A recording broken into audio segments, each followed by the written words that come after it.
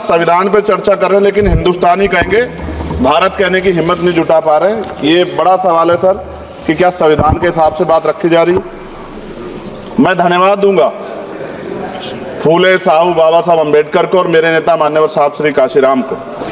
25 नवंबर 1949 को संविधान को सौंपते हुए डॉक्टर बाबा साहब अम्बेडकर ने कहा था कि 26 जनवरी 1950 को हम विरोधाभास भरे जीवन में प्रवेश करने जा रहे हैं। राजनीतिक जीवन में तो हमारे पास समानता होगी, लेकिन सामाजिक और आर्थिक जीवन में असमानता होगी।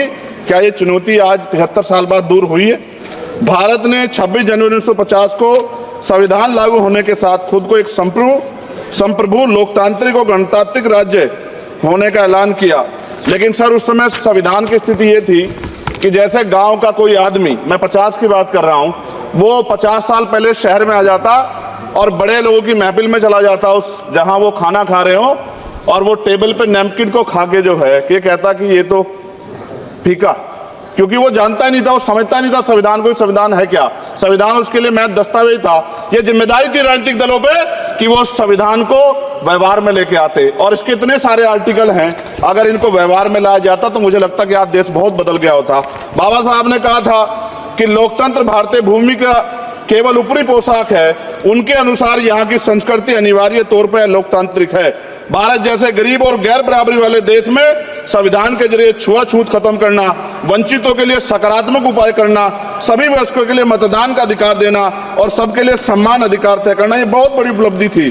सर ये संविधान है कि आप वहां बैठे हैं और मैं यहाँ खड़ा होकर अपनी बात रख रहा हूं, और इस देश में आदिवासी महिला के तौर पे जो है राष्ट्रपति बनी है, और प्राइम मिनिस्टर तो नहीं बना, लेकिन शेड्यूल कास्ट के बड़े नेताओं को भी जो है राष्ट्रपति बनने का मौका मिला। ये संविधान की देन। अगर वोट हम पे नहीं होता तो शायद अमीर और जो राजा महाराजा खुद को मानते हैं हमारी गलियों तक नहीं आ पाते, हमारे हाल नहीं जान पाते। आजादी का मतलब सर सिर्फ अधिकार पाना भर नहीं है, इसके लिए हमारे संविधान में सरकार और नागरिकों के अधिकारों के शासन के कर्तव्यों का विस्तार से उल्लेख किया गया है।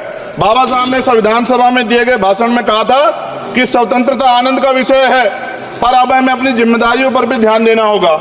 संविधान ने सुनिश्चित किया कि रानी के पेट से राजा जन्म नहीं लेगा, वोट से नेता तैयार होगा। आर्थिक बराबरी के लिए सरकार क्या कर रही है? गरीब और गरीब हो रहा है, अमीर और अमीर हो रहा है। सुबह उठते कहीं बम की धमकी मिलती, कहीं दंगे की। ये अमृत काल है सर, यह धमकी काल है। कितना बढ़ रहा है आर्टिकल 15 सर। भारत में आज भी घोड़ी चढ़नी बैठनी होती है। सर क्या दलितों को यहाँ भी बोलने का सर, अगर सबको 4 मिनट दे दो ये भेदभाव नहीं चलेगा दलितों के साथ। Time is 4 minute, don't waste. भाई सर आप चेक करो, अगर सबको 4 मिनट दिए तो आप मना करो, मैं बंद कर देता हूँ उसको। क्या दलितों को सबसे आखिरी में नंबर मिलेगा और बोलने का मौका मिलेगा? क्या मजाक कर रहे हैं सर आप? नो ये all independent people are having only 4 minutes. You take sir, independent में अपनी पार्टी का मेंबर हूं सर, और जीत के आया हूं सर, किसी के दया में नहीं आया। Take 1 minute and finish. Sir कल भी बोले तो एक दलीय पार्टी के लोग, आप मौका दो सर। मूछे रखने पर हत्या होती है, महिलाओं पे, छोटे मासूम बच्चों पर रेप हिंसा होती है। एनसीआरबी का डाटा देकर डर लगेगा। यही 1 किलोमीटर में संविधान को जला गया, और महाराष्ट्र के परभनी में अभी भी संविधान को नष्ट किया गया, उसकी कॉपी को। आर्टिकल 25-26 में संविधान में सभी को धार्मिक आजादी। कहाँ है दलितों की, मुसलमानों की, जैनों की, बौद्धों की, ईसाइयों की? छत्तीसगढ़ में सतनामी समाज को संविधान की अपनी धार्मिक आजादी के आधार पर जो है उनको अपमानित करके जेल में बंद कर दिया। संभल, अजमेर, अयोध्या सब इसका उदाहरण है। ये सरकार आलोचना डरती है। कितने लोग जेल में बंद है? मिरान हैदर, खालिद सैफी, उमर खालिद खान, सिफा खान, गुलफ्शा फातिमा और आजम खान साहब राजनीतिक विरोध में बंद है। सरकार यहाँ बैठी है, सरकार सामाजिक न्याय की बात करती है। बताए कितने दलित मुख्यमंत्री बना रखे हैं आपने? 13 ज्यादा सरकार स्टेट में सरकार है। कितनी महिला मुख्यमंत्री है? आपकी सरकार ने सुप्रीम कोर्ट के आदेश के बाद रिजर्वेशन प्रमोशन में जारी नहीं किया, और ओबीसी को पॉलिटिकल रिजर्वेशन आप देंगे नहीं देंगे, आप बताने का काम करें।